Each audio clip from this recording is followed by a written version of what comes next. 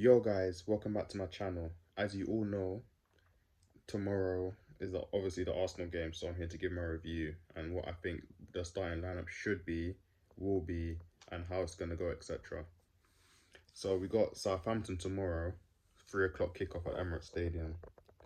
I'll be honest, I was contemplating not doing a review for this because Southampton are really meaty. So I don't think they're even worth a review. But I would have said the same thing about Leicester last week, and then you know how that went. Nearly bottled that one. Her scored Trossard 94th minute own goal to even get us a win against Leicester. So I guess I have to show some sort of respect to Southampton, even though I think they're gonna get crashed on.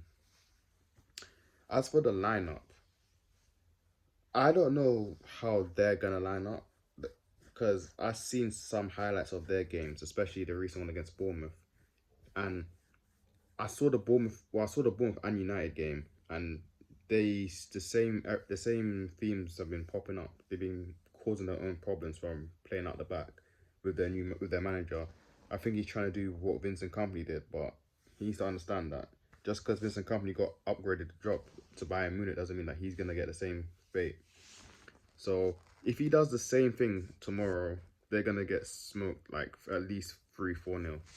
But for some reason, I just feel like it's not going to be that easy because they got Ramsdale in goal, who is shit, but he probably has it out for Arteta because of the way that he got dropped so crazily after making Team of the Year with us. Remember, he made Team of the Year 2 seasons ago, and then he got dropped, and then he never played again, and now he's in a relegation battle all over again. So he probably has he probably bears some kind of hatred to Arteta right now. So I wouldn't be surprised if he has the game of his life, even though he's not that kind of goalkeeper. But I still think that they will make enough mistakes for us to capitalize on them, especially because of their play style, like I said before.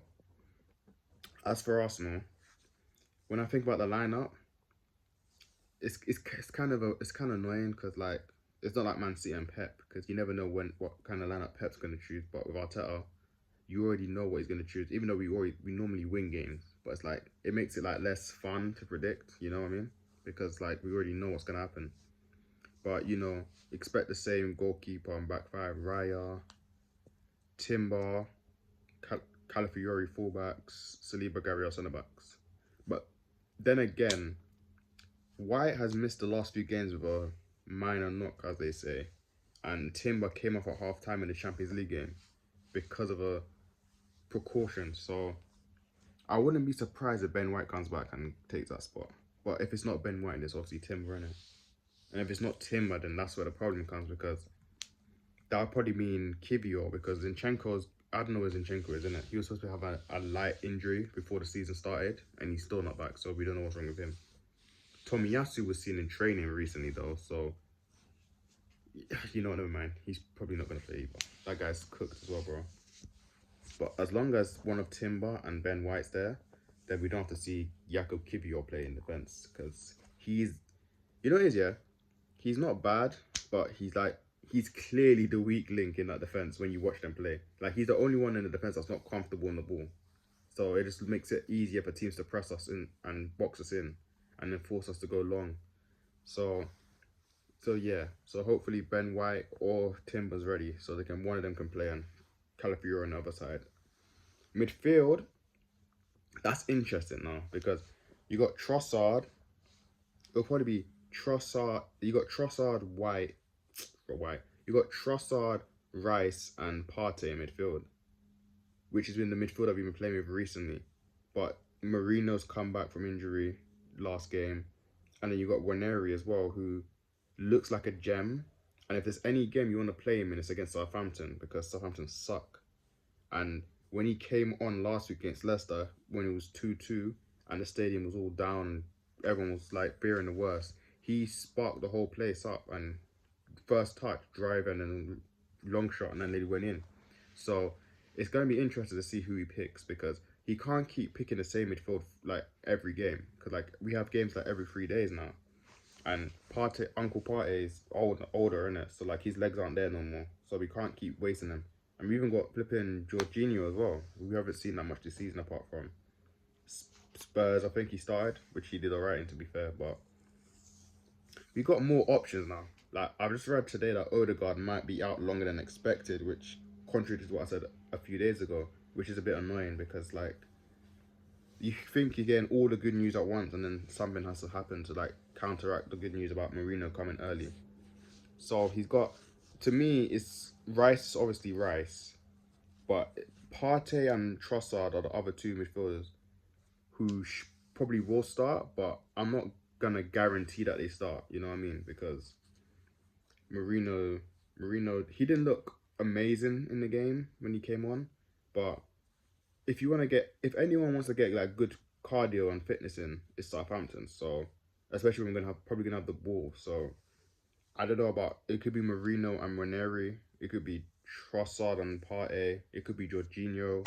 Any one of those combinations, it should be fine. But if you're asking me, I would start Ranieri with Ranieri, Marino, and Rice because that most resembles the our strongest midfield because Ranieri is the closest thing we have to Martin Odegaard, who's still out. And then you got Thomas Partey, who should be a bench player at this point because if everyone's in their peak right now, Partey doesn't start in the strongest Arsenal midfield. It would be Marino, Rice, and Odegaard. And as I said just a second ago, Ranieri is the closest thing to him. So Ranieri, Rice, and Marino would be like a toned down version of our strongest midfield. So it'd be interesting to see how that would work out, even if it is against like not the best opposition. The front three is really interesting because I'm not gonna lie, the only person in the front three who has performed to a really good level is Havertz. Like Saka has the GA and all that stuff, like 5 assists, 5 games, 5 assists and all that stuff. But if you watch him play, he hasn't played amazing. Like I said before, he's played like end of season Saka most times, like he's tired already, and it's only October, so it's a bit concerning on that end. And then the other side, you got that brother, the Brazilian brother Martinelli, playing like he's 18 still when he's 23. Head down, run down the wing. That one's a bit tough because Sterling, I'm not really a Sterling guy like that no more. But it's like we might as well, if we can't play Martinelli every game in it. It's like why did you buy? Well, I mean, why did you sign like reinforcements if you're not going to use them against other teams? Like you played Martinelli against PSG midweek, and you played him against Leicester on the weekend last week. So I think I think Mikel should start Sterling on the left this weekend, just to see what he can do in it. Because if he can't do anything against Southampton, then he might as well be holding bench the rest of the season in it. Because even though Martinelli's wing play is trash, he's a hard working player and he tries really hard. So he's always there on the defensive side to help out. And I don't really trust Sterling to be doing that as well, because Sterling doesn't have the energy that Martinelli does, and he's just not built like Martinelli. Like Sterling, he's one of us and he's one of the Jamaican youths, but he's small in it. He's a small guy, bro. So I'm not trying to see him defending in it because I know he's gonna be caught out of possession and all that shit.